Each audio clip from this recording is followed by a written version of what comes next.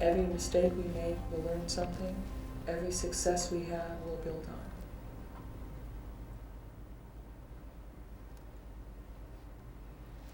on. Okay, so now it's not windy in Lancaster. I got to find something else to do. Well, one of the things I realized was when we were building obelisks, I needed to figure out at the nose obelisk how to tie the rope around the nose of the obelisk. So I said, let's go back to New York and look at the obelisk. And we needed to measure how big is that outcropping at the nose of the obelisk. So Trimble FedExed in a $45,000 piece of equipment so we could measure the size of that reveal at the top of the obelisk. And there's my father, the engineer. There's Daddy. You see, we're all looking up, looking at the top of the obelisk. Well, it was Mom's job to watch stuff. She was sitting in a wheelchair. Her job was to watch stuff. And what she noticed, the wind would shift. She said, you know what? There's a circle there. But the wind would shift. You wouldn't see it. You get close to it. It wasn't there. It wasn't there. And we're like, oh, my God, there's something there. So we came back 6 months later with 3D cameras, different color lenses, and you can begin to see the circle. If you adjust your eyes, can you see letters? So what we discovered was carvings on all four sides of the pedestal of the Central Park obelisk, and we shared our findings with the Central Park Historian Conservancy, and now they're commissioning an entire new study of the Central Park obelisk and the pedestal.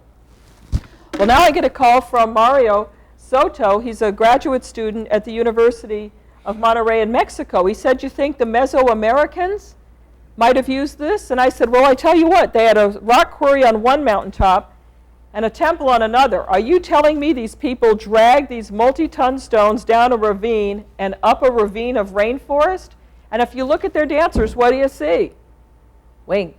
And if you listen to their music, what do you hear? Woodwinds. The answer again is go back to the art. No matter what culture you're at, go back to the art. So he went to Bonaparte, and he started, this is through glass, so it's not real clear, but he started seeing the same winged figures.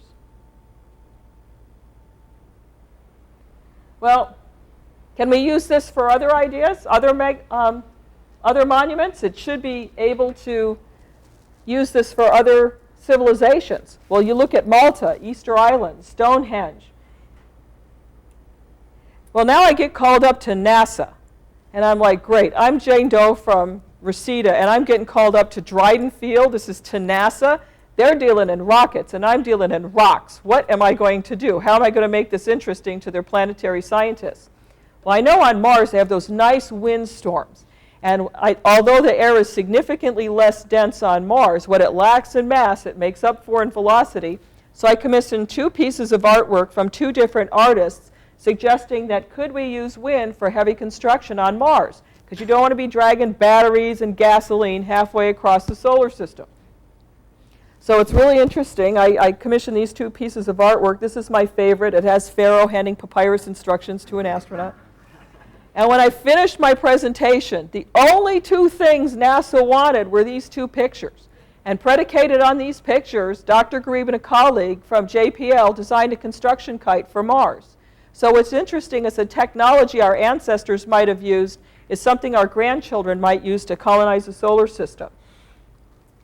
Well, now I'm giving a lecture at the American Institute of Architects, and they said, we want to build a pyramid. Cal Poly Pomona, we've got 100 architectural students. And I said, okay. So in collaboration with Dr. McGavin at Cal Poly Pomona, Sethis University, Cuernavaca, we started designing pyramid stones. This is my first stone. Isn't she beautiful? I need to get a life. Here's our, and we got our second expedition flag, and here we are working with these students in Cal Poly Pomona. And here's our 200-ton pyramid. And what I'd like to share with you, are there any statisticians or mathematicians in the audience? Anybody that's took a statistics math class? Okay, okay, in the back.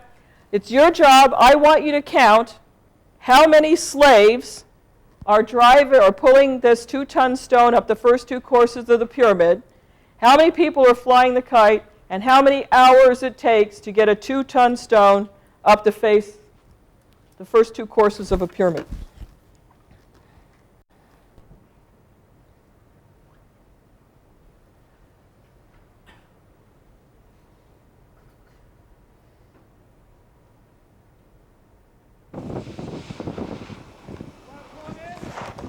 Hang on a second. You pull it for me.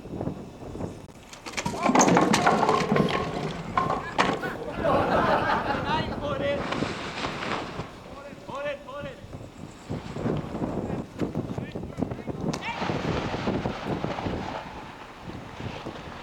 You going to push rocks uphill?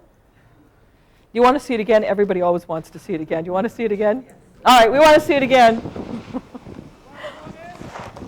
Hang on a second. You pull it for me.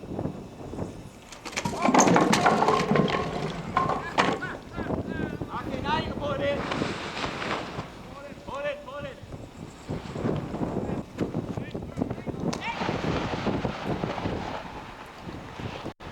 What animal does that kite look like as it deflates? Looks like a bird. What was interesting is I went into this project merely to discover, could they have used wind as an engine of construction?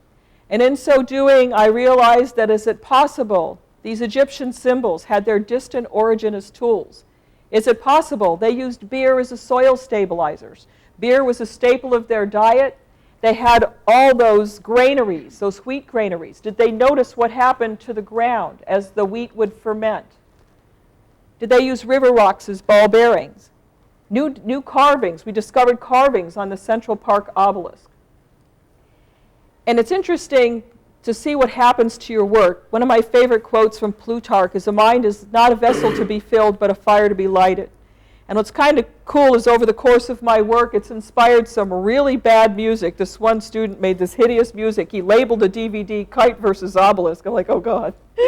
Some awesome poetry from a scientist at JPL, a movie treatment. I am now actually on trading cards. I'll trade you 500 Maureens for one Jane Goodall, a science television pilot, and my dream is to do a documentary. So that's my next step. I want to disassemble my pyramid and pull it all back together with every stone being used as wind. So that's my next step. I'm trying to make a documentary happen. Oh, by the way, I use my speaking engagements to raise funds for the field. So if anybody needs a good speaker, please, any and all honorariums are gratefully and sincerely appreciated.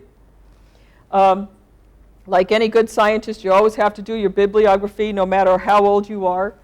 And I would like to end with a quote from Schopenhauer, where he says, "Thus the mind is not Thus the task is not so much to see what no one yet has seen, but to think what no one yet has thought about that which everyone sees." And with that, I would like to thank you for your kind attention and open the floor for questions.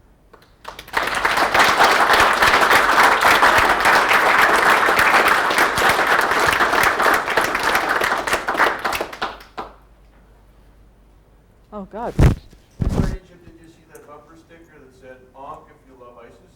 I like that.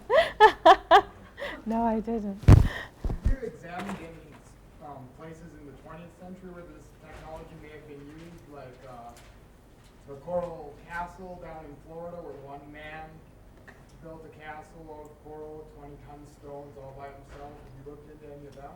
Yes, I have. And